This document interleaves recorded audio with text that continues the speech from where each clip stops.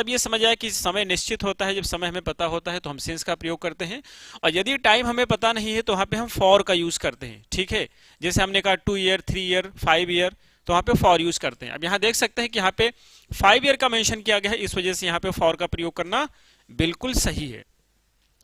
Next question पे आएंगे तो इसका आंसर हमारा क्या होगा, डी हो जाएगा। आप हर क्वेश्चन के आंसर को कमेंट में करेंगे। सेकंड क्वेश्चन है, सेकंड क्वेश्चन पे आएंगे और सेकंड क्वेश्चन का आंसर आप बताएंगे क्या होगा। सेकंड क्वेश्चन आपके सामने है, अब रीड करेंगे, आंसर करेंगे। सेकंड क्वेश्चन है कि if you had got up at the crack of dawn, at the crack of dawn की मीनिंग होती है अर्ली इन द मॉर्निंग, तो अगर तुम सुबह जल्दी सोकर उठे होते, you would not miss the train, तो तुम ट्रेन को मिस नहीं करते। ठीक है, आप बताएंगे इसमें कौन सा सही आंसर होगा। तो इसमें एक सेंटेंस होता है कंडीशनल सेंटेंस, जिसको हमने डिस्कस किया था मॉडल्स में भी और टेंस में भी आता है। तो उसमें होता क्या है कि जब कभी भी हम इफ का प्रयोग करते हैं तो इफ के साथ होता क्या है, हम यूज करेंगे past perfect tense, if plus past perfect tense,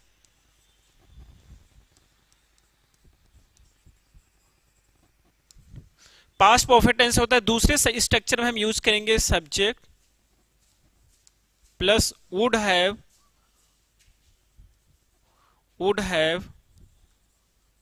plus V third plus object हो जाएगा। इस स्ट्रक्चर को फॉलो करते हैं। तो यहां पर देखेंगे इफ का प्रयोग किया गया बिल्कुल सही है। यू हैड गॉट यानी कि ये यू है, हैड है, प्लस वर्ब का थर्ड फॉर्म है, तो यहां भी करेक्ट है। At the crack of dawn एक फ्रेज है। यू वुड, तो यू के बाद में जो हमने यहाँ पे सब्जेक्ट यूज किया है उसके बाद में वुड हैव होना चाहिए। तो इस सेंटेंस में क्या है, केवल वुड का प्रयोग किया गया है, तो ये रॉन्ग है। यहाँ पे क्या होना चाहिए था, तो यहाँ पर हम मेंशन करेंगे would not have, would not have missed, क्योंकि हम थर्ड फॉर्म यूज करते हैं तो मिस्ड, और अब ये सेंटेंस करेक्ट होगा, would not have missed. Now the sentence is correct. Next question पे आएंगे जो कि क्वेश्चन नंबर 3 है।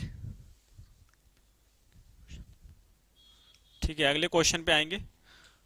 आप आंसर करेंगे, जो भी वीडियो को वॉच कर रहे हैं वो आंसर को, क्वेश्चन नंबर 3 का आंसर करेंगे। आपको बताना है कि किस पार्ट में, इसमें करना क्या होता है कि आपको ये बताना है कि किस पार्ट में मिस्टेक है। जैसे यहां पर दे रखा है, अगर फर्स्ट पार्ट में मिस्टेक है तो फर्स्ट आंसर करेंगे, सेकंड पार्ट में मिस्टेक है तो सेकंड करेंगे, थर्ड पार्ट में मिस्टेक है तो थर्ड करेंगे, फोर्थ में मिस्टेक है तो फोर्थ करेंगे, और अगर कोई मिस्टेक नहीं है तो ई वाला आंसर करेंगे, यानी कि नो एरर।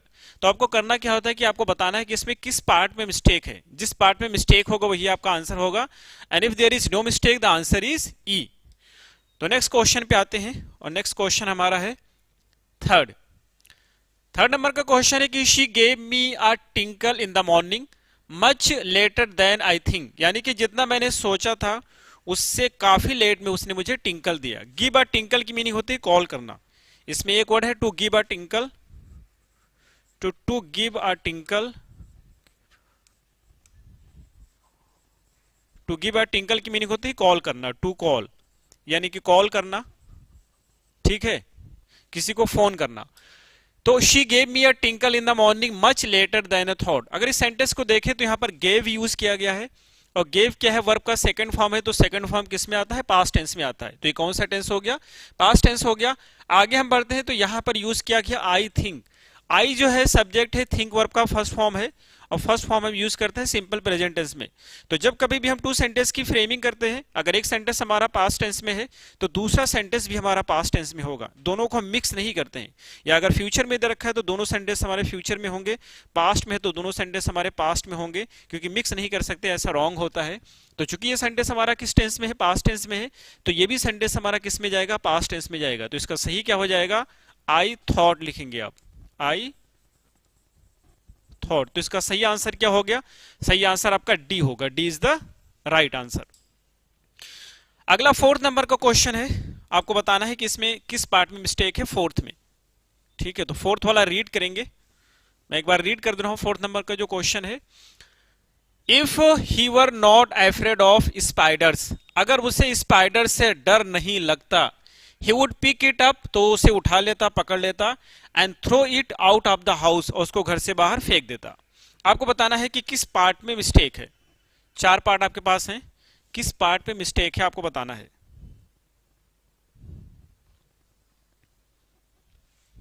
ठीक है, तो इसका स्ट्रक्चर ये होता है, एक होता है इमेजिनरी सेंटेंस यानी कि काल्पनिक सेंटेंस। जैसे हमने कहा कि अगर मैं चिड़िया होता तो आसमान में उड़ता, या अगर वह जो है अमीर होता तो तुम्हारी मदद करता, अगर मेरे पास पैसे होते तुम्हें देता। तो ये सारे इमेजिनरी सेंटेंस होते हैं। तो जब ये इमेजिनरी सेंटेंस की बात करते हैं यानी कि काल्पनिक सेंटेंस होते हैं, जब कभी भी हम काल्पनिक सेंटेंस की बात करेंगे तो उसमें हम क्या करते हैं, इफ का प्रयोग करेंगे। क्या आएगा, इफ के बाद में कोई ना कोई सब्जेक्ट होगा हमारे पास। सब्जेक्ट आप सभी को पता है, या तो सिंगुलर होता है यानी कि एक वचन, या तो प्लूरल होता है यानी कि बहुवचन। इस कंडीशन में सब्जेक्ट हमारा चाहे सिंगुलर हो या प्लूरल हो, हर कंडीशन में हम क्या यूज करेंगे, वर का प्रयोग करेंगे। ठीक है, अब उसके बाद में जो नाउन प्रोनाउन है यूज किया जाएगा। अगले सेंटेंस में हम सब्जेक्ट यूज करते हैं। सब्जेक्ट के बाद क्या होगा, वुड आएगा, वुड यूज किया जाएगा। वुड के बाद क्या होगा, वी फर्स्ट आएगा, तो हम वी फर्स्ट यूज करेंगे। और वी फर्स्ट के बाद में क्या यूज करेंगे, ऑब्जेक्ट यूज करेंगे। तो इस तरह से सेंटेंस की फ्रेमिंग करते हैं इमेजिनरी सेंटेंस में। ये कौन सा सेंटेंस होता है, इमेजिनरी सेंटेंस होता है। इमेजिनरी सेंटेंस यानी कि काल्पनिक सेंटेंस होते हैं, ऐसा होता नहीं, हम कयास करते हैं, सोचते हैं। तो यहां पर देखेंगे सब्जेक्ट हमारा क्या है, ही है। ही के साथ वॉज आपको सही लगता होगा, लेकिन चूंकि सेंटेंस हमारा कैसा है, काल्पनिक है, इमेजिनरी है, इस वजह से हम क्या यूज करेंगे, वर का प्रयोग करेंगे। तो इसका सही आंसर क्या हो जाएगा, ही वर। ठीक है, अगले क्वेश्चंस पे आते हैं।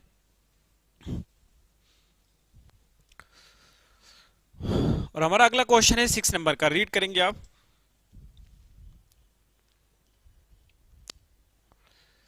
6 नंबर का क्वेश्चन हमारा है कि she made several calls to you, यानी कि उसने तुम्हें कई सारे कॉल किए, कई बार उसने तुम्हें फोन किया। She made several calls to you, उसने तुम्हें कई बार कॉल किया। The bell was going through, घंटी जो थी वो बज रही थी, बेल जा रही थी। But nobody pick up the phone, लेकिन किसी ने फोन ही नहीं पिक किया। तो इसमें आपको बताना है कि कहां पे मिस्टेक है। देखेंगे सेंटेंस किस में चल रहा है, तो ये मेड सेवरल कॉल। मेड क्या होता है, मेक जो होता है, मेक हमारा वर्ब का फर्स्ट फॉर्म है मेक, इसका सेकंड फॉर्म क्या होता है, मेड होता है, और थर्ड फॉर्म क्या होता है, वो भी मेड ही होता है। तो यहाँ पे मेड यूज किया गया, पास्ट टेंस हो गया।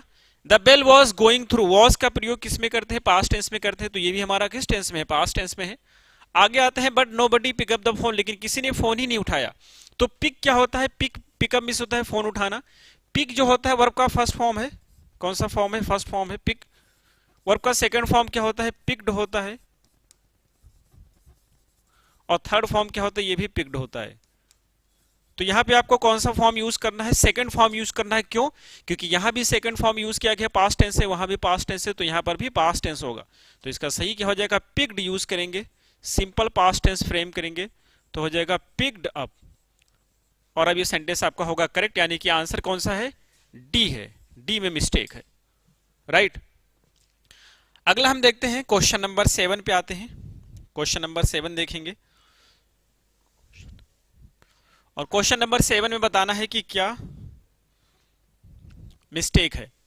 अगर किसी भी पार्ट में मिस्टेक नहीं है तो आपका आंसर हो जाएगा ई, और अगर किसी भी पार्ट में मिस्टेक है, आपको समझ आ रहा है, तो आपका आंसर वही पार्ट होगा ए बी सी में से। तो रीड करेंगे क्वेश्चन, और क्वेश्चन क्या है, फर्स्ट क्वेश्चन हमारे है, the plot to assassinate. Plot यानी द प्लॉट माने होता है, एक तो कहानी का थीम होता है, दूसरा प्लॉट माने षड्यंत्र होता है, ठीक है, conspiracy. The plot to assassinate Mahatma Gandhi started long before he was actually shot dead.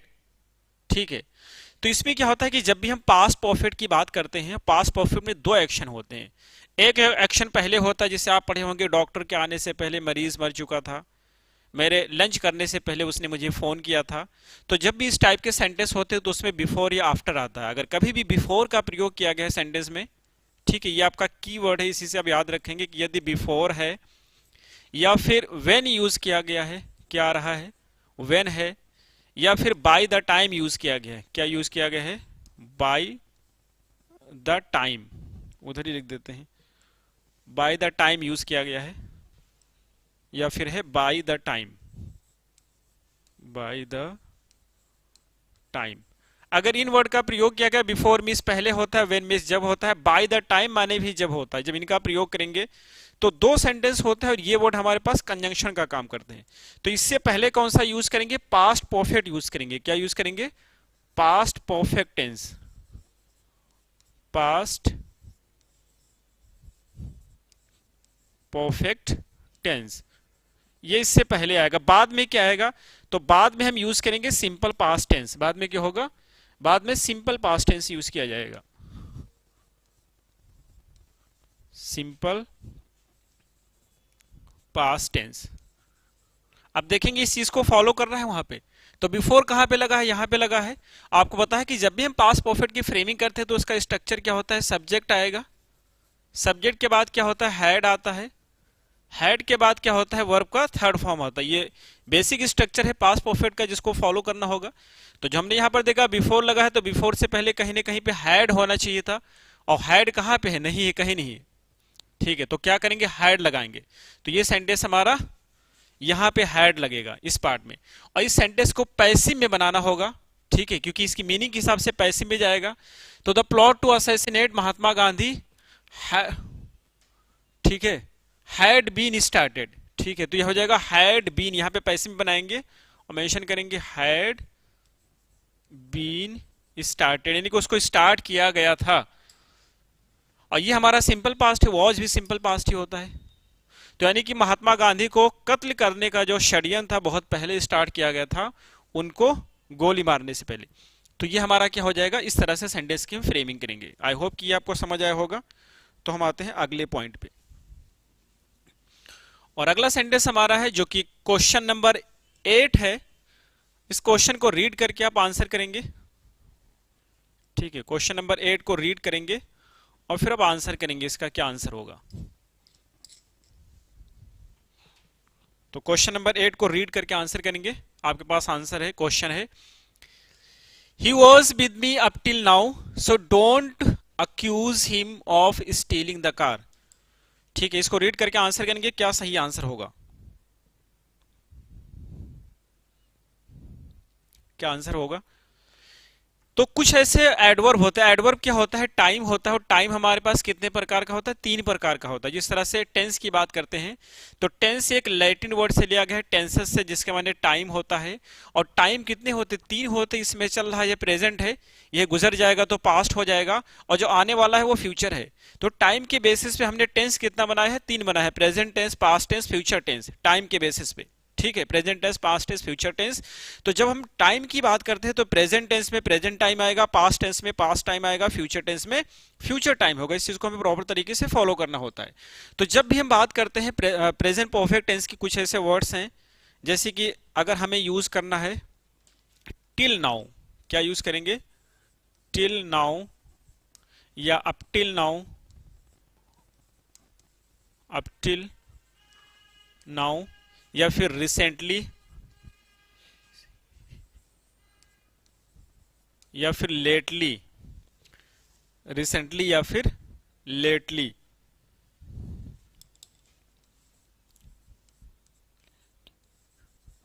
अब ये जो है टिल नाउ या अप टिल नाउ की मीनिंग होती है अब तक। रिसेंटली और लेटली की मीनिंग होती है हाल ही में। इसकी मीनिंग क्या होती है? अब तक होती है दोनों की, और उसके माने हाल ही में होता है। येट माने होता है अभी। सो फार, सो फार मीन्स होता है अब तक। और इन सभी का प्रयोग किस टेंस में करते हैं? तो प्रेजेंट परफेक्ट टेंस में करते हैं। किस टेंस में? Present perfect tense, present perfect tense. और प्रेजेंट परफेक्ट टेंस का जो है स्ट्रक्चर क्या होता है? तो उसमें हम यूज करते हैं सब्जेक्ट, क्या यूज करेंगे? सब्जेक्ट प्लस हैज यूज करेंगे, या फिर हैव यूज करेंगे। डिफरेंस क्या होता है? सिंगुलर सब्जेक्ट के साथ हैज आता है, और प्लूरल सब्जेक्ट के साथ हैव आता है, प्लस ऑब्जेक्ट होगा। तो ये हम यूज करेंगे। अब यहां पर देखो यूज किया गया है अप टिल नाउ। तो अप टिल नाउ हमने किस में नोट कराया है? प्रेजेंट परफेक्ट टेंस में आता है। जब प्रेजेंट परफेक्ट टेंस में आता है तो प्रेजेंट परफेक्ट टेंस को कैसे बनाएंगे? यहाँ पे वॉज लगा है, तो यदि हम वॉज की बात करें तो बी जो होता है वर्ब का फर्स्ट फॉर्म होता है। क्या होता है? बी वर्ब का फर्स्ट फॉर्म है। सेकंड फॉर्म क्या होता है? वॉज है, या फिर वर सेकंड फॉर्म है। थर्ड फॉर्म क्या होता है? बीन होता है। क्या होता है, बीन। ये 3 फॉर्म हो गए। यहाँ पे वॉज लगा है तो सेकंड फॉर्म है, तो क्या बनाएंगे, प्रेजेंट परफेक्ट बनाने के लिए हमें वर्ब का थर्ड फॉर्म यूज करना होता है। तो वॉज का थर्ड फॉर्म क्या हो जाएगा, बीन हो जाएगा, राइट। अब हमें क्या करना होता है कि जब भी हम प्रेजेंट परफेक्ट की बात करते हैं तो हैज या हैव आता है, राइट। अब चूंकि हमारा सब्जेक्ट यहाँ पर क्या है, सिंगुलर है, तो हम क्या यूज करेंगे, हैज यूज करेंगे। तो हो जाएगा ही हैज। तो सेंटेंस बनेगा he has been with me up till now, अब तक वो मेरे साथ ही है। So don't accuse him of stealing the car, इस वजह से उससे दोषी मत ठहराओ कार चुराने के लिए। यहाँ पे जो अक्यूज यूज किया गया इसके बाद में हमेशा ऑफ आता है, और ये आपके एग्जाम में कई बार पूछा गया है कि अक्यूज के बाद में कौन सा प्रीपोजिशन यूज करते हैं। So the answer is of. I hope कि यहां तक समझ आया होगा। तो हम आते हैं अगले क्वेश्चन पे। एक्सरसाइज जो क्वेश्चंस बहुत ही इंपॉर्टेंट है, अगर ये सारे क्वेश्चंस को आप सॉल्व कर लेंगे या समझ लेंगे तो आपको टेंस की पढ़ने की जरूरत ही नहीं पड़ेगी, क्योंकि जितने भी रूल्स टेंस में आते हैं वो सारे में ही क्वेश्चंस के माध्यम से कवर कर लेंगे।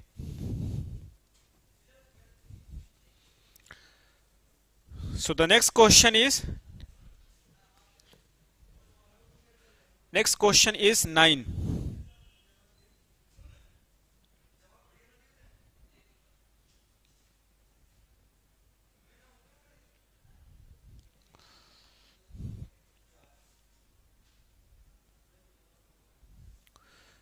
तो 9 नंबर का क्वेश्चन देखेंगे, और 9 नंबर का क्वेश्चन है, I have been adoring her for the husky voice. Husky voice यानी कि एक बहुत ही अच्छी वॉइस होती है, उसको हस्की वॉइस बोला जाता है, जिसकी मार्केट में बहुत ज्यादा डिमांड होती है। ठीक है, हस्की वॉइस जो लेडीज के अंदर पाए जाते हैं, बॉयज बिल्कुल ट्राई नहीं करेंगे।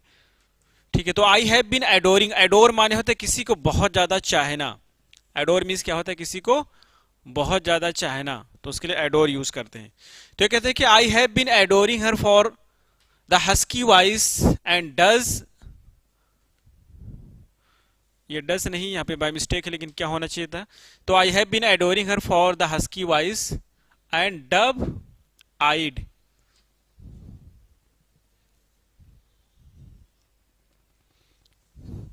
क्वेश्चन को हटा देंगे कि क्वेश्चन जो है अधूरा हो गया है, इसमें बहुत सारी मिस्टेक हो गई हैं। तो अगले क्वेश्चन पे आते हैं, क्योंकि इस क्वेश्चन में से हटा दिया गया डब आइड था यहाँ पे। क्वेश्चन नंबर 10 देखेंगे, और क्वेश्चन नंबर 10 है, क्वेश्चन नंबर 10 आपके पास है, जिसको रीड करेंगे तो क्वेश्चन है, had you succeeded in getting there you would have probably fall down. तो अभी हमने आपको एक स्ट्रक्चर नोट कराया था इफ का। हमने स्ट्रक्चर में क्या नोट कराया था, उसमें हमने ये नोट कराया था कि जब भी हमें यूज करना होगा इफ कंडीशनल सेंटेंस में, तो इफ यूज करते हैं। इफ प्लस पास्ट परफेक्ट होता है, क्या होता है, past perfect tense. Past perfect tense, उसके बाद में क्या होगा, इफ के बाद में पास्ट परफेक्ट टेंस होगा, दूसरा स्ट्रक्चर होगा, उसमें हम यूज करेंगे subject plus would have plus V third plus object. इस तरह से स्ट्रक्चर होगा। अब ये जो हमारा क्या होता है, पास्ट परफेक्ट होता है। पास्ट परफेक्ट का स्ट्रक्चर आपको पहले बताया जा चुका है, subject had plus V third.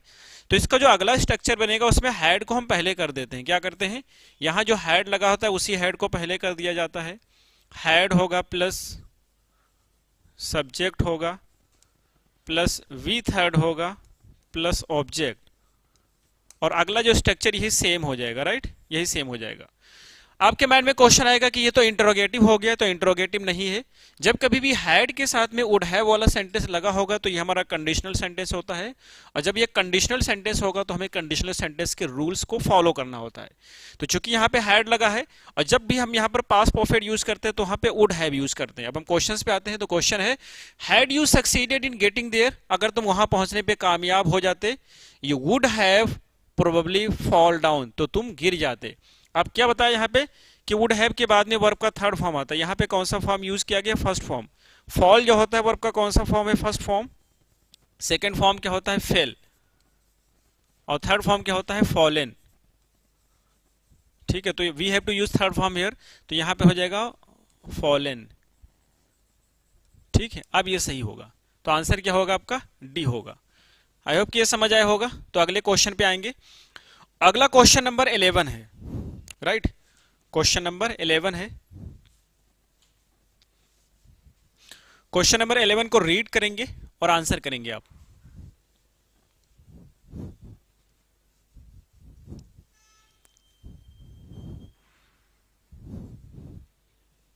Question number 11 को रीड करेंगे, आंसर करेंगे। तो क्वेश्चन नंबर 11 है द नंबर ऑफ स्टूडेंट्स, क्या है? The number of students preparing for competitive exams is grew over the years.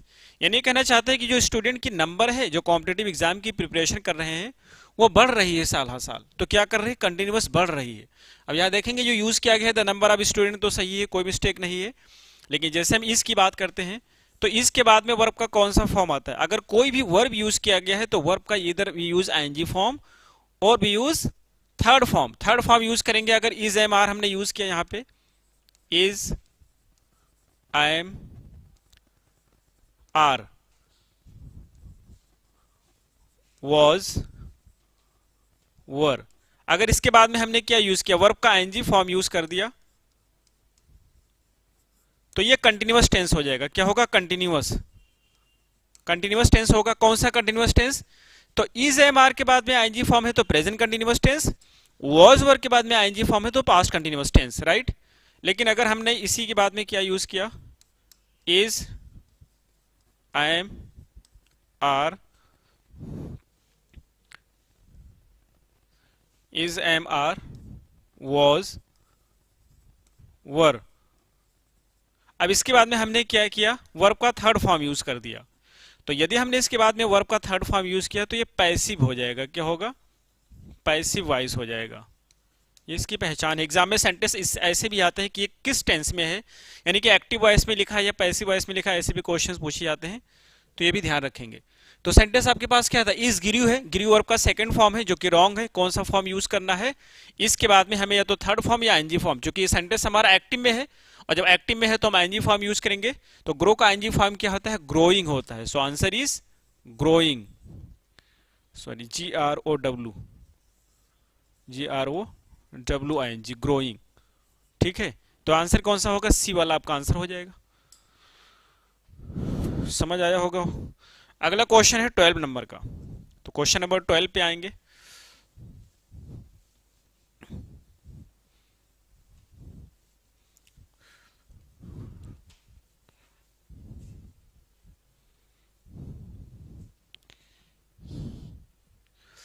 और क्वेश्चन नंबर 12 है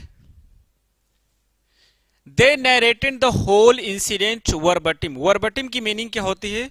शाब्दिक, एक एक शब्द, वर्ड फॉर वर्ड। क्या होता है?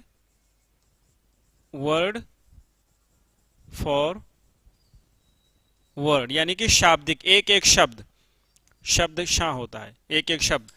तो they narrated the whole incident verbatim that happen with them some days ago, यानी कि उन्होंने पूरी घटना को एक एक शब्द करके पूरी डिटेल बताया जो उनके साथ कुछ दिन पहले घटित हुई थी। ये कहना चाहते हैं कब हुई थी? कुछ दिन पहले घटित हुई थी। पास्ट टेंस की बात कर रहे हैं। तो यहां पर हमने क्या पास्ट टेंस का प्रयोग किया? वर्ब का सेकंड फॉर्म है तो क्या हो गया? सिंपल पास्ट हो गया। आगे बढ़ते हैं वर्बटिम, तो यहां पर दैट यूज किया गया है, लेकिन ये क्या है? वर्ब है, ये वर्ब का फर्स्ट फॉर्म है। जब पहला सेंटेंस हमारा पास्ट टेंस में तो दूसरा सेंटेंस किस में होगा? पास्ट टेंस में होगा। हैपन जो कि वर्ब का फर्स्ट फॉर्म होता है, राइट, हैपन। इसका सेकंड फॉर्म क्या होता है? हैपेंड होता है। सेकंड फॉर्म क्या होता है? हैपेंड। तो ये वर्ब का सेकंड फॉर्म भी है और ये वर्ब का थर्ड फॉर्म भी होता है। तो यहां पे क्या हो जाएगा? हैपेंड हो जाएगा। तो सही आंसर क्या होगा? हैपेंड। यहां पे लिखना होगा हैपेंड। तो आंसर कौन सा हुआ आपका? सी वाला आंसर हुआ। C is the right answer.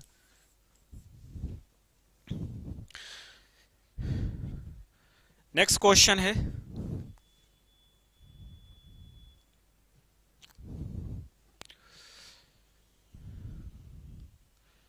Next question is 13। तो 13 नंबर का क्वेश्चन आपके पास है कि here is coming the bus से Zaid when she was worried. जब हम प्रेजेंट टेंस की बात करते हैं, प्रेजेंट टेंस में जब कोई भी एक्शन होता है ऑल ऑफ अ सडन होता है, तो ऑल ऑफ अ सडन के एक्शन को डिस्क्राइब करने के लिए हम कौन सा टेंस यूज करते हैं? ऑल ऑफ अ सडन के एक्शन को डिस्क्राइब करने के लिए हम प्रेजेंट टेंस का यूज करते हैं। जैसे कहते हैं लो बस आ गई, तो बोलेंगे हियर कम्स द बस। लो चली गई, there she goes. So whenever we have to describe एकदम सडन एक्शन कोई भी ऐसा हो रहा है अचानक से, तो उसके लिए हम यूज करते हैं हेयर या देयर का प्रयोग करेंगे, और वो हमारा एक्सक्लेमेटरी सेंटेंस होता है। तो इस सेंटेंस को हम देखेंगे यहाँ पे जो यूज किया गया है।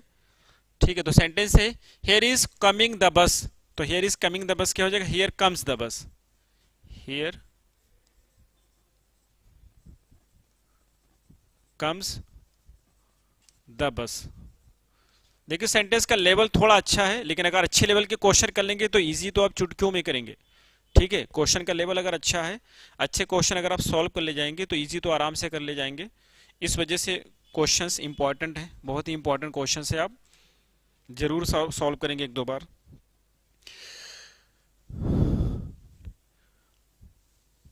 जिसको भी कम समझ आएगा 2 बार वीडियो को देखिएगा। क्वेश्चन नंबर हमारा 14 है, और 14 नंबर का क्वेश्चन है, 14 नंबर का क्वेश्चन है कि he told me to do as he did but I turned a deaf ear. इसमें पूरा होना चाहिए deaf ear, to turn, deaf के बाद में ईयर होगा कान। To turn a deaf ear एक फ्रेज होता है, टू टर्न अ डेफ, इसको डीफ नहीं पढ़ते हैं, डेफ ईयर। इसके माने होता है इग्नोर कर देना, नजरअंदाज करना, ओवरलुक, ओवरलुक या इग्नोर, मजर होता है नजरअंदाज कर देना। ठीक है, तो ही टोल्ड मी, उसने मुझसे बताया कि डू एज ही डिड, कि वैसे करो जैसे उसने किया, but I turned a deaf year, लेकिन मैंने उसकी बातों पर ध्यान ही नहीं दिया। तो सेंटेंस में क्या मिस्टेक है, he told me to do as he did by I turned. इस सेंटेंस में कोई मिस्टेक नहीं, बिल्कुल करेक्ट है। ठीक है, sentence is absolutely right. Meaning note कर लेंगे, इंपॉर्टेंट वर्ड है, आपके एग्जाम में एडीएम फ्रेज भी पूछे जाते हैं, तो इसमें कई सारे एडीएम फ्रेज यूज किए गए हैं सेंटेंसेस में, जो काफी इंपॉर्टेंट है, उसको आप जरूर याद करेंगे। नेक्स्ट क्वेश्चन पे आएंगे, और क्वेश्चन नंबर होगा हमारा 15।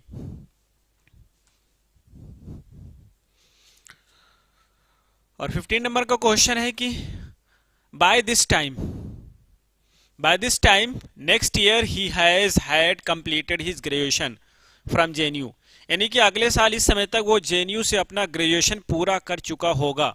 कैसी घटना है, ये एक ऐसी घटना है जो पास्ट की बता रहे हैं, और पास्ट में कंप्लीट होने के एक्शन को बता रहे हैं। तो जब प्रेजेंट में कोई भी एक्शन कंप्लीट होता है उसके लिए प्रेजेंट परफेक्ट टेंस आता है, पास्ट में कोई भी एक्शन कंप्लीट होता है उसके लिए पास्ट परफेक्ट टेंस आता है, और फ्यूचर में कोई भी एक्शन कंप्लीट हो रहा है तो उसके लिए फ्यूचर परफेक्ट टेंस यूज करते हैं, राइट। तो यहाँ पे हम क्या यूज करेंगे, by this time next year he would have completed. किसकी बात करें, फ्यूचर की बात कर रहे हैं, तो यहां पर हो जाएगा ही वुड हैव, यहां पर हम यूज करेंगे would have, would have, he would have completed his graduation from JNU. Next question number 16 है, it is time you have taken your children to school. यानी ये कहना चाहते हैं कि यही सही समय है, या अब समय आ गया है तुम अपने बच्चों को स्कूल ले जाओ। टू टेक समबडी टू, जब भी हम बात करते हैं जैसे यहां पे यूज करते हैं to take, to take, as भी मतलब समबडी होता है, टू समवेयर, इसकी मीनिंग होती है किसी को कहीं ले जाना। ठीक है, और जब भी हमें यूज करना होता है इट इज टाइम, क्या यूज करते हैं हम, यहां से नोट करते हैं इट इज टाइम, कुछ फ्रेज है जो यूज करते जैसे इट इज टाइम, या it is about time, it is about time, about time. ठीक है, या फिर इसी के साथ यूज करेंगे it is high time, it is high time, high. तो it is time, it is about time, it is high time. और इन सभी के बाद हम क्या यूज करते हैं, सिंपल पास्ट यूज करते हैं। सभी के बाद क्या आएगा, सिंपल पास्ट आएगा, सिंपल पास्ट टेंस आएगा, सिंपल पास्ट टेंस। तो लिखा है इट इज अबाउट टाइम, यहां पे लिखा हुआ है यू हैव टेकन, यू हमारा सब्जेक्ट हो गया, हैव टेकन परफेक्ट फॉर्म हो गया, तो हैव टेकन के स्थान पे हमें क्या यूज करना होगा, सिंपल पास्ट। और इसको यदि हम सिंपल पास्ट बनाएंगे तो क्या हो जाएगा, यू टुक, क्या बनेगा, यू टुक।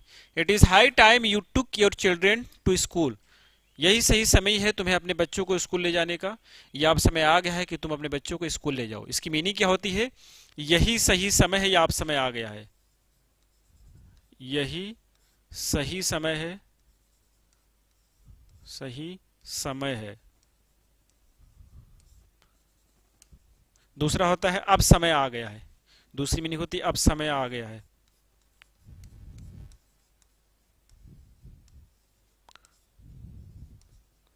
आ गया है, ठीक है। ये दोनों मीनिंग होती है। नेक्स्ट क्वेश्चन पे आते हैं।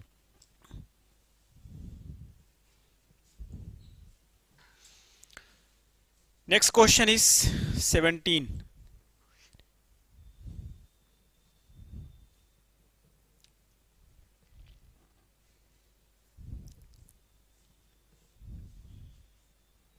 ठीक है, next question is 17।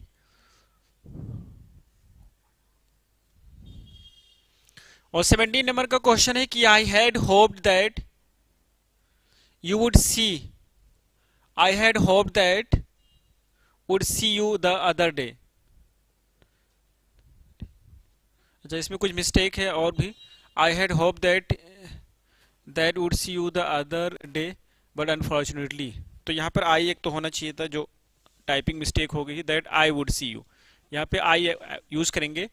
I had hope that I would see you the other day but unfortunately I fell ill. तो आपको बताना है कि इस सेंटेंस में क्या मिस्टेक है। ठीक है, इस सेंटेंस में आपको बताना है कि क्या मिस्टेक है। I had hoped that I would see you the other day, मैंने उम्मीद किया था कि मैं तुमसे कल मिलूंगा या किसी और दिन मिलूंगा, लेकिन दुर्भाग्य है कि मैं बीमार हो गया। और ये सेंटेंस आपका बिल्कुल करेक्ट है, इसमें कोई मिस्टेक नहीं है। क्वेश्चन नंबर 18 होगा, क्वेश्चन नंबर 18।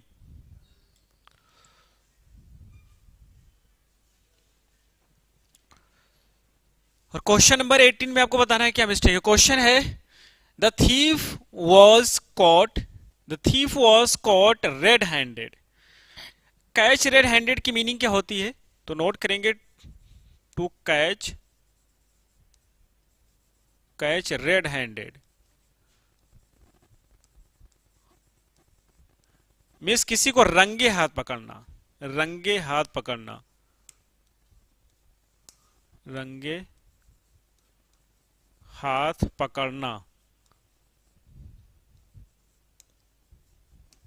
यानी कि उस समय पकड़ लेना जब वो क्राइम कर रहा हो। तो the thief was caught red handed before he dispose of, dispose of माने ठिकाने लगाना, डिस्पोज ऑफ की मीनिंग होती है ठिकाने लगाना।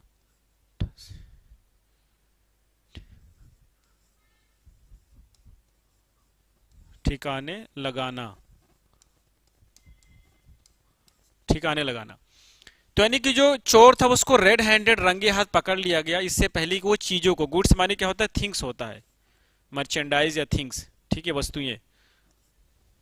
तो चीजों को ठिकाने लगाने से पहले उसको पकड़ लिया गया रंगे हाथ। अब आपको बताना आंसर क्या होगा।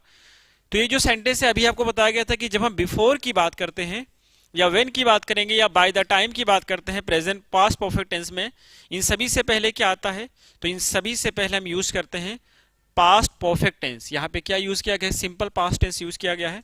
तो यहाँ पर हो जाएगा हैड बीन, क्या यूज करेंगे, हैड बीन यूज करेंगे। और अब ये सेंटेंस हो गया करेक्ट।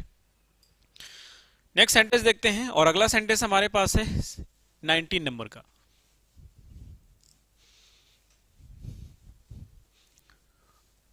और 19 नंबर का सेंटेंस अब रीड करेंगे, फिर आंसर करेंगे क्या आना चाहिए था, राइट। 19 नंबर का सेंटेंस है कि she reached here, did all the important work and then has made a call to one of her bosom friend.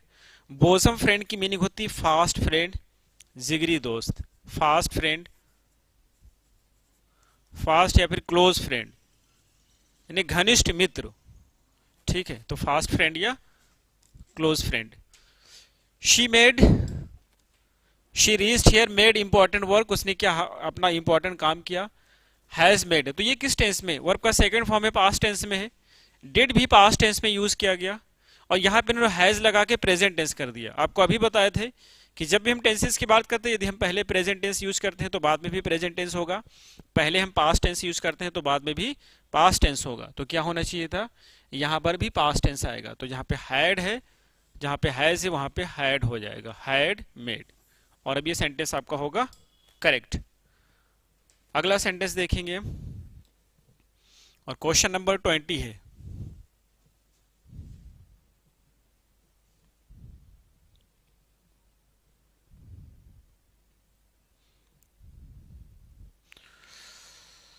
Question number 20 है,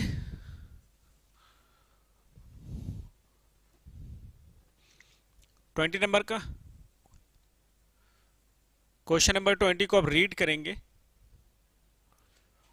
और ये क्वेश्चन है, I could not understand why she has not enlightened me about her a call to me about हर।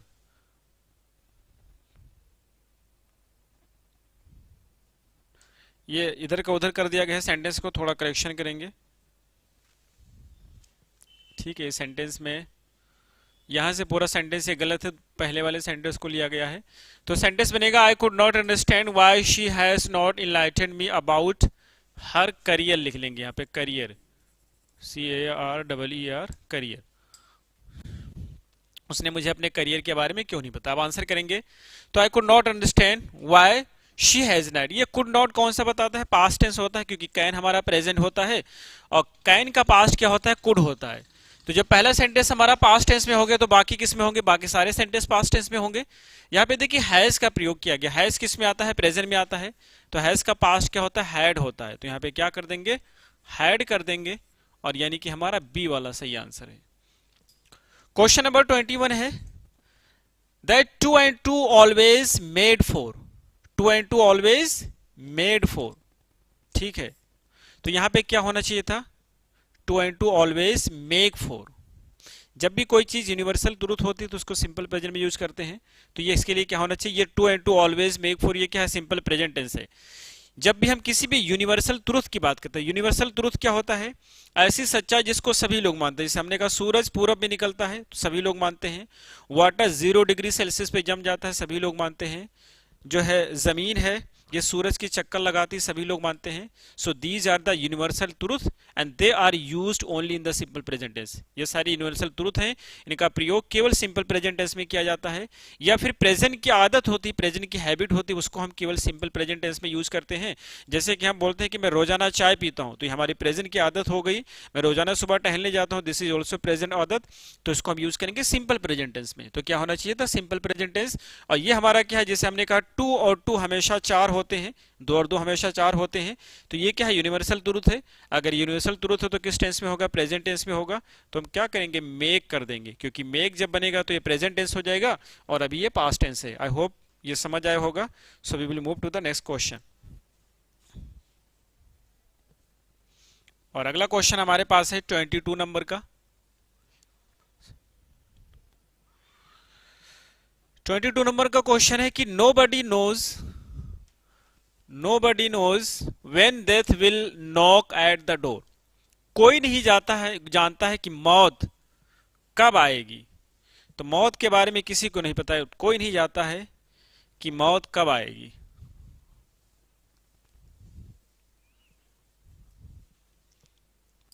तो nobody knows when death will knock at the door, कोई नहीं जानता है कि मौत कब आएगी। और ये सेंटेंस बिल्कुल करेक्ट है, इसमें कोई मिस्टेक नहीं है। तो आंसर आपका क्या होगा, आंसर आपका होगा E, no error.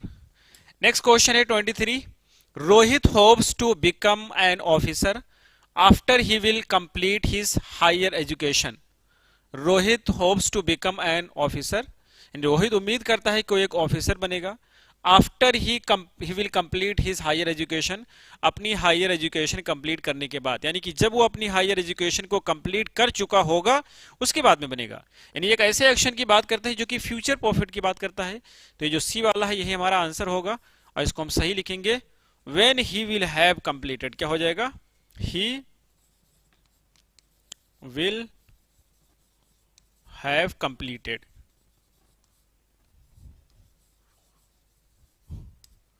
when he will have completed। ठीक है, let's move to the next question.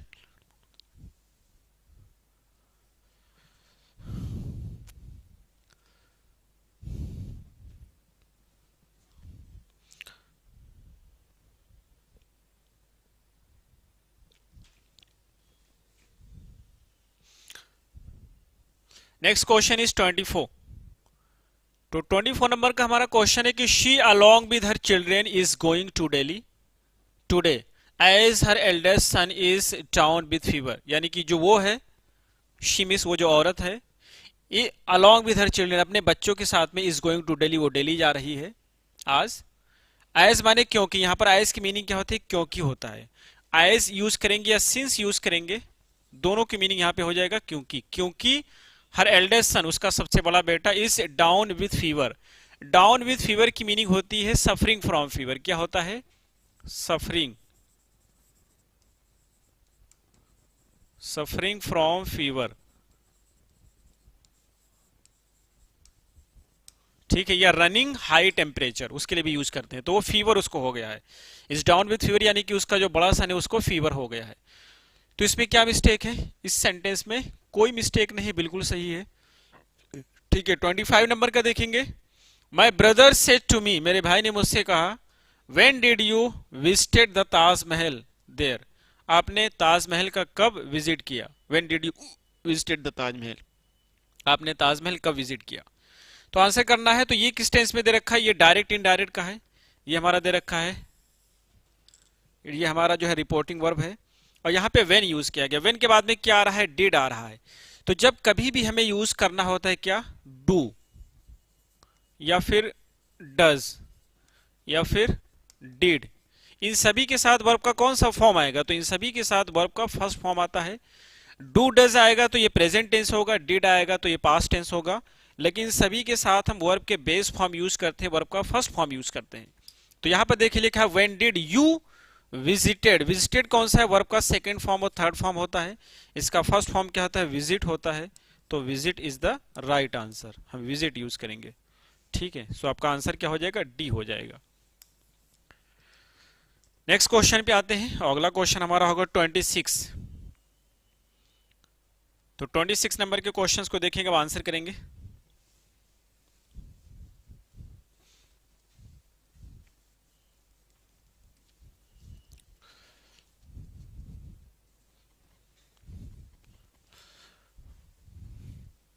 और 26 नंबर का जो हमारा क्वेश्चन है वह he would not have, he would not have given this inflammatory speech. Inflammatory speech माने होते हैं भड़काऊ भाषण, ठीक है। तो इसके लिए हम यूज करते हैं इन्फ्लेमेटरी स्पीच। इन्फ्लेमेटरी,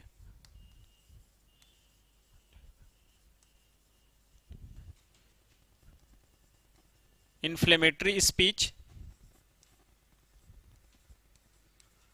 या फिर प्रोवोकेटिव स्पीच।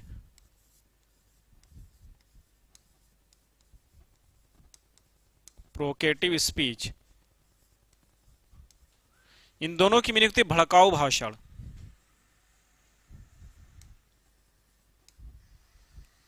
भड़काऊ भाषण, भड़काऊ भाषण, ठीक है। जो नेता लोग देते हैं भड़काऊ भाषण, तो ये था भड़काऊ भाषण। तो he would not have given this inflammatory speech, वो जो है इस इन्फ्लेमेटरी स्पीच यानी कि ये भड़काऊ भाषण नहीं देता। If he was not instigated, instigate माने भड़काना, अगर उसको भड़काया नहीं गया होता। तो इंस्टिगेट माने भड़काना होता है, भड़काने के लिए इंग्लिश होता है इंस्टिगेट, इंस्टिगेट होता है, प्रोवोक होता है, जिसे हमने यहां लिखा है प्रोवोकेटिव। प्रोवोक होता है इंसाइट, इंसाइट माने भड़काना होता है। एक्चुएट, एक्चुएट, इंपेल भी होता है। इन सभी की मीनिंग होती है भड़काना या उकसाना, ठीक है। तो वही इफ वाली कंडीशन ये फिर से आ गई। और इफ के बाद हम कौन सा टेंस यूज करते हैं? आपको बताया थे पास्ट परफेक्ट यूज करते हैं। यहाँ पे इफ को बाद में यूज किया गया है क्योंकि यहाँ पे हमने वुड हैव यूज किया, तो दूसरे में हैड होना चाहिए था। तो ये सेंटेंस को हमें पैसिव में बनाना है, तो यहाँ पे सही करने के लिए क्या यूज करेंगे? If he had not been, he के बाद में क्या लिखेंगे?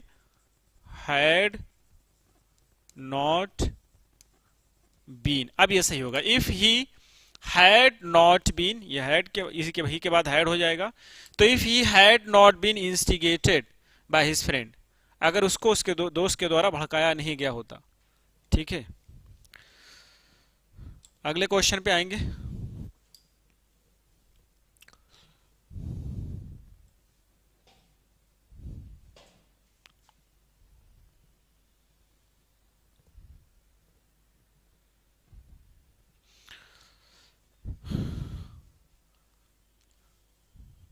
नेक्स्ट क्वेश्चन हमारा है 27, और 27 नंबर का क्वेश्चन है कि the teacher told us that we should stay at home if it rains. Teacher ने हम लोगों से कहा कि हम लोग को घर पे ठहरना चाहिए अगर बारिश होती है तो। आपको बताना है कि इसमें से करेक्ट क्या होगा। आप देखेंगे टेंस की पहचान करेंगे तो आप आंसर बता पाएंगे। देखिए जरा एक बार, कर पाते हैं आप? ठीक है, तो इस पे क्या है कि the teacher told us that we should stay at home. अब यहाँ पे टीचर टोल्ड, तो ये क्या है, पास्ट टेंस में यूज किया गया है।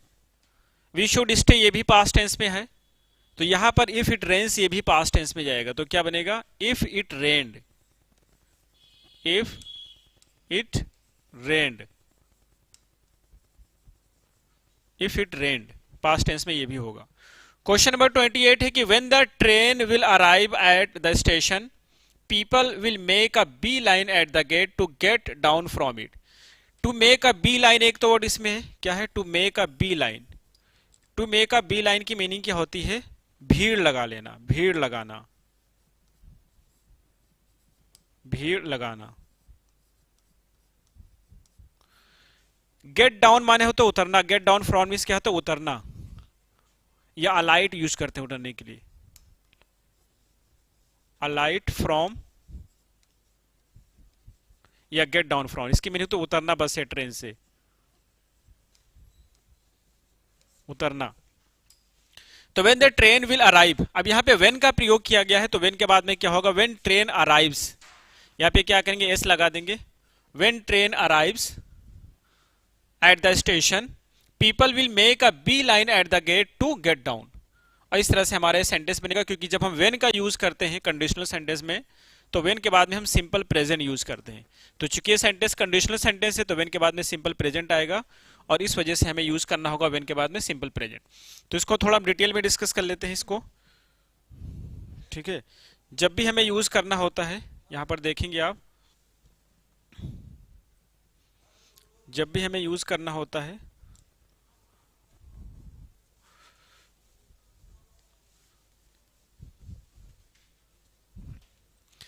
कुछ आपने पढ़ा होगा कंडीशनल सेंटेंसेस। तो कंडीशनल सेंटेंसेस की ये कंडीशन है, और उसमें कई सारे वर्ड होते हैं जिसमें प्रॉपर तरीके से हमें टेंस को फॉलो करना होता है। तो ये भी उसी की बात करते हैं। हम देखेंगे यहाँ पे, जब कभी भी हमें यूज करना होता है क्या, तो कभी भी हम इफ यूज करेंगे, if, when, until, unless, in case, as soon as, ठीक है, प्रोवाइडेड, इन सभी के बाद में क्या यूज करते हैं, हम यूज करते हैं सिंपल प्रेजेंट। पहला सेंटेंस क्या हो जाएगा, सिंपल प्रेजेंट में होगा, सिंपल प्रेजेंट, और दूसरा सेंटेंस सिंपल फ्यूचर में होता है।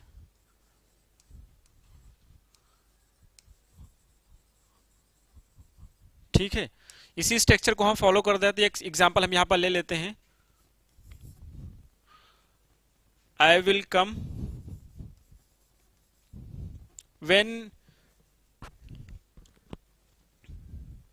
व्हेन आई रीच, हमने कहा when I will reach the station, the station, I will call you.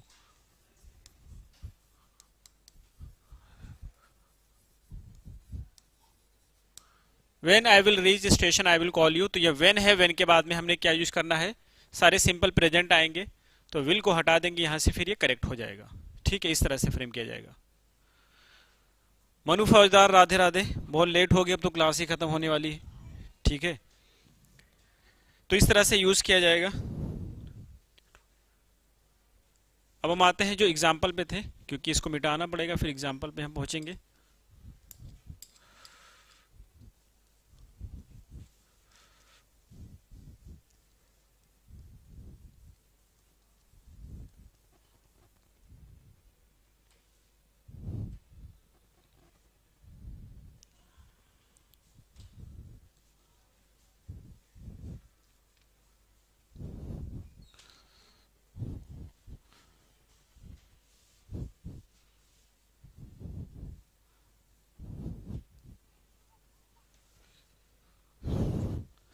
तो जो सेंटेंस हम थे यहाँ पे, किस सेंटेंस में थे, वेन। यहाँ देखिए वेन वाला सेंटेंस है, तो आपको नोट कराया गया है कि जब भी हम वेन की बात करते हैं, वेन के बाद में सिंपल प्रेजेंट आता है, तो विल को यहाँ से हटा देंगे, और जो कि ट्रेन सिंगुलर फॉर्म है, इस वजह से यहाँ पे हम एस लगा देंगे। तो when the train arrive at the station, people make a beeline at the gate to get down from it. जब भी ट्रेन स्टेशन पे पहुंचती है, तो लोग जो भीड़ लगा लेते हैं ट्रेन से उतरने के लिए, और इस तरह से हमारा ये आंसर होगा। Moving to the next question is 29। और क्वेश्चन हमारे पास है कि whenever my mother is coming here from Delhi, she brings a lot of chocolates for me. तो जब कभी मेरी मम्मी दिल्ली से यहाँ पे आती हैं, तो अपने साथ बहुत सारे चॉकलेट्स लाती हैं। वेन एवर की बात कर रहे हैं, वेन एवर क्या करता है, ये हमारे पास बता रहा है हैबिट को, आदत को। तो जब भी हम प्रेजेंट की हैबिट या आदत की बात करते हैं, सिंपल प्रेजेंट टेंस का प्रयोग किया जाता है। और यहाँ पे क्या यूज किया गया, प्रेजेंट कंटिन्यूअस यूज किया गया है। तो हम यूज करेंगे when ever my mother comes, comes हो जाएगा, कम्स हियर। ठीक है, और अब ये सही होगा क्योंकि प्रेजेंट टेंस की आदत की बात करते हैं। अगला सेंटेंस है it is seeming, it is seeming. इससे पहले एक सेंटेंस आया था, आई थिंक उसका एक्सप्लेनेशन में भूल गया है, आपने रिमाइंड भी नहीं कराया। तो इट इज सीमिंग, कुछ ऐसे वर्ड हमारे पास होते हैं, जैसे कि हम बात करें लव है, वहां पे एडोर आया था, वही मिस्टेक था, एडोर हो गया। या जैसे सीम है, सीम है, नो है, सी, स्मेल, टेस्ट, फील, ये कुछ ऐसे वर्ड्स होते हैं जिसको जनरली हम कंटिन्यूअस टेंस में नहीं यूज करते, यानी कि एनजी फॉर्म के साथ नहीं यूज करते हैं। और वही कंडीशन यहाँ सीमिंग है, तो क्या हो जाएगा, इट सीम्स होगा। क्या होगा, it seems. It seems that, ऐसा प्रतीत होता है जैसे कि you are familiar to all the people in this town, यानी कि आप इस शहर के सभी लोगों से फैमिलियर है, सभी से परिचित है, ऐसा लगता है। तो इस तरह से हमारे आंसर बनेंगे। यहां तक के कंप्लीट होता है ये। अगले क्वेश्चन पे आते हैं।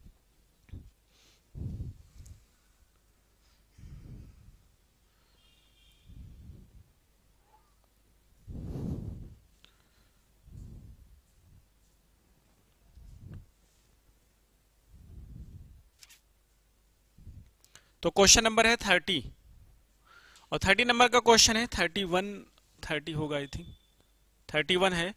तो 31 नंबर का क्वेश्चन है कि the old lady who is standing in the room lived here for more than 5 years but she has never talk to me. यानी कि जो ओल्ड लेडी जो कि रूम में खड़ी हुई है, वो यहां पर कब से रहती है, मोर देन 5 years, 5 साल से ज्यादा से यहां पे रहती है। ठीक है, लेकिन कभी उसने मुझसे बात नहीं किया। तो सबसे पहला जो सेंटेंस हमने डिस्कस किया था, उसमें हमने यही बात की थी कि जब भी कभी हम सिंस की बात करते हैं, फॉर की बात करते हैं, किसकी बात करेंगे, सिंस आएगा या फिर फॉर आएगा। तो इसमें हम पॉइंट ऑफ या पीरियड ऑफ की बात करते हैं। दूसरी चीज क्या होता है, किसमें हम परफेक्ट टेंस का प्रयोग करते हैं, प्रेजेंट परफेक्ट टेंस या पास्ट परफेक्ट टेंस की बात करते हैं। 8 बजे वाली क्लास आपकी स्टार्ट होगी, वो सर आ जाएंगे, फिर आपकी स्टार्ट हो जाएगी। ठीक है, जब तक कि वो नहीं आ रहे हैं तब तक कि आप यही देखिए, आएंगे फिर हम क्लास छोड़ देंगे, फिर वो स्टार्ट करेंगे। तो जब हम प्रेजेंट परफेक्ट टेंस की बात करते हैं या पास्ट परफेक्ट टेंस की बात करते हैं, तो यहाँ पर देखेंगे टाइम मेंशन किया गया। जब यहाँ पे टाइम मेंशन किया गया है और उससे पहले ये क्या यूज किया गया, लिव्ड है, तो ये क्या सिंपल पास्ट है, इसको हमें करना होगा परफेक्ट टेंस में, तो हो जाएगा हैज लिव्ड। यहाँ पे क्या हैज लगा देंगे, हो जाएगा हैज लिव्ड, हैज लगा देंगे, फिर ये करेक्ट हो जाएगा। अच्छा, अगर यहाँ पे आप मेंशन करते हैं हैज बीन लिविंग तब भी सही हो जाएगा, ठीक है, दोनों सही कर सकते हैं। हैज बीन लिविंग, ये दोनों सेंटेंस सही होंगे। आप चाहे इसका प्रयोग करें, चाहे ये यूज करें, चाहिए कोई भी यूज कर सकते हैं, दोनों सही होंगे। क्वेश्चन नंबर 32 है, ठीक है, क्वेश्चन नंबर 32 है और 32 को आप रीड करेंगे।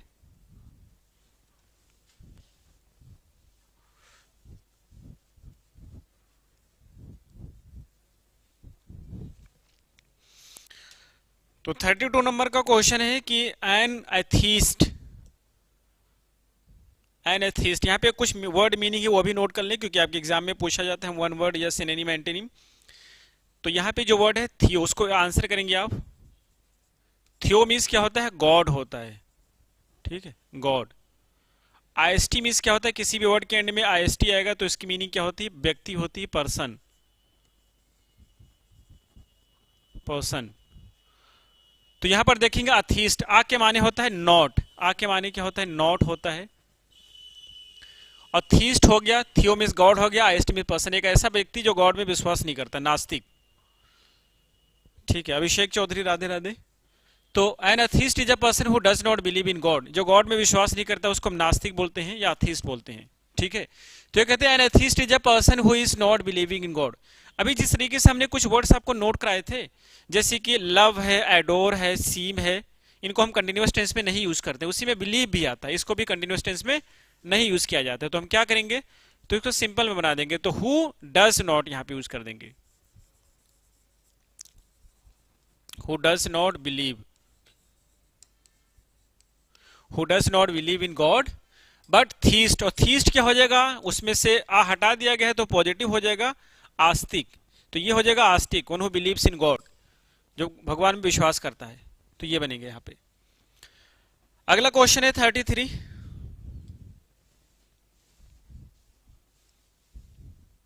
तो इसका आंसर क्या होगा? इसका आंसर ये होगा, बी वाला होगा, ध्यान रखिएगा।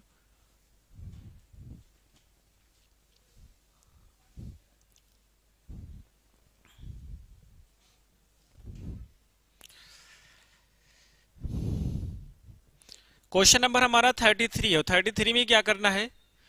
The secret of his good health lies in the fact that he is getting up dawn and goes for a morning, he is getting up dawn and goes for a morning walk daily।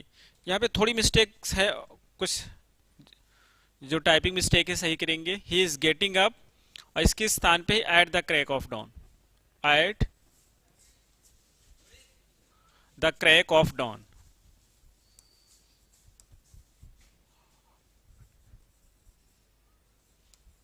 He is getting up at the crack of dawn, यानी कि the secret of his good health, उसकी good health का secret यह है क्योंकि यह सुबह सवेरे उठता है। तो ये हमारा क्या वर्तमान की आदत को बता रहे हैं, जो आदत बता रहे हैं, तो किस टेंस में आएगा? भी प्रेजेंट टेंस में आएगा, तो आ जाएगा he gets up, he gets, ठीक है, ही गेट्स अप। तो आज के हम यही तक के क्वेश्चंस को डिस्कस करेंगे। आई होप कि आपको समझ आए होंगे। See you all in the next class. Till